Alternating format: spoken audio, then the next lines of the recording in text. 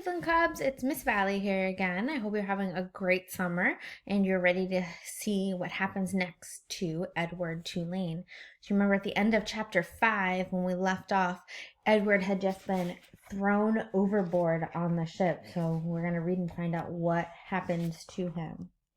Chapter 6. How does a China rabbit die? Can a China rabbit drown? Is my hat still on my head? These were the questions that Edward asked himself as he went sailing out over the blue sea. The sun was high in the sky, and from what seemed to be a very long way away, Edward heard Abilene call his name. "Edward!" she shouted. "Come back!" Come back? Of all the ridiculous things to shout, thought Edward. As he tumbled ears over tail through the air, he managed to catch one last glimpse of Abilene. She was standing on the deck of the ship, holding onto the railing with one hand. In her other hand was a lamp. No, it was a ball of fire. No, Edward realized, it was his gold pocket watch that Abilene held in her hand. She was holding it up high, and it was reflecting the light of the sun. My pocket watch, he thought. I need that.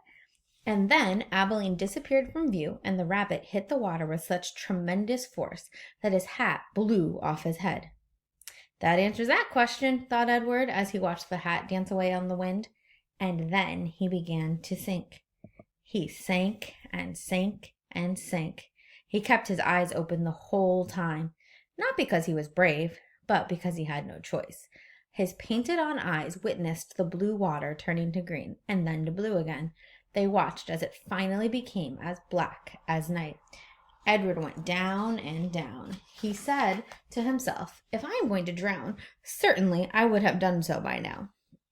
Far above him, the ocean liner with Abilene aboard it sailed blithely on, and the China rabbit landed, finally, on the ocean floor, face down. And there, with his head in the muck, he experienced his first genuine and true emotion. Edward Tulane was afraid. Chapter 7. He told himself that certainly Abilene would come and find him. This, Edward thought, is much like waiting for Abilene to come home from school.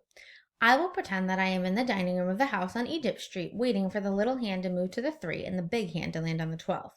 If only I had my watch, then I would know for sure. But it doesn't matter. She will be here soon, very soon. Hours passed, and then days, and weeks, and months. Abilene did not come. Edward, for lack of anything better to do, began to think. He thought about the stars. He remembered what they looked like from his bedroom window. What made them shine so brightly, he wondered, and were they still shining somewhere even though he could not see them? Never in my life, he thought, have I been farther away from the stars than I am now. He considered, too, the fate of the beautiful princess who had become a warthog. Why had she become a warthog? Because the ugly witch turned her into one. That was why. And then the rabbit thought about Pellegrina.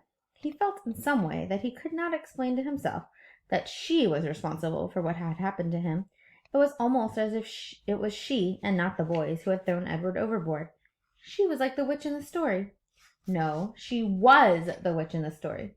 True, she did not turn him into a warthog, but just the same she was punishing him, although for what he could not say. On the 297th day of Edward's ordeal, a storm came. The storm was so powerful that it lifted Edward off the ocean floor and led him in a crazy, wild, and spinning dance. The water pummeled him and lifted him up and shoved him back down. Help! Thought Edward.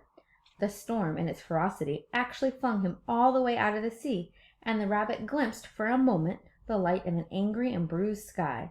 The wind rushed through his ears. It sounded to him like Pellegrina laughing, but before he had time to appreciate being above water, he was tossed back down into the depths. Up and down, back and forth, he went until the storm wore itself out, and Edward saw that he was beginning, again, his slow descent to the ocean floor. Oh, help me, he thought. I can't go back there. Help me. But still, down he went. Down, down, down. And then, suddenly, the great wide net of a fisherman reached out and grabbed the rabbit. The net lifted him higher and higher until there was an almost unbearable explosion of light, and Edward was back in the world, lying on the deck of a ship, surrounded by fish. Hey, what's this? Said a voice. "Ain't no fish," said another voice, "that's for sure." The light was so brilliant that it was hard for Edward to see. But finally shapes appeared out of the light, and then faces, and Edward realized that he was looking up at two men, one young and one old. "Looks like some toy," said the grizzled old man. He bent and picked Edward up and held him by his front paws, considering him. "A rabbit, I reckon. It's got whiskers and rabbit ears, or the shape of rabbit ears at least." "Yeah, sure, a rabbit toy," said the younger man, and he turned away. "I'll take it home to Nellie. Let her fix it up and set it to rights. Give it to some child." The old man placed Edward carefully on a crate, positioning him so that he was sitting up and could look out at the sea. Edward appreciated the courtesy of this small gesture, but he was heartily sick of the ocean and would have been satisfied never to set eyes on it again. "There you go," said the old man. As they made their way back to shore, Edward felt the sun on his face and the wind blowing through the little bit of fur left on his ears, and something filled his chest. A wonderful feeling. He was glad to be alive. "Look at that rabbit," the old man said. "Looks like it's enjoying the ride, don't it?" Yep," said the young man. In fact, Edward Tulane was so happy to be back among the living that he did not even take umbrage at being referred to as it.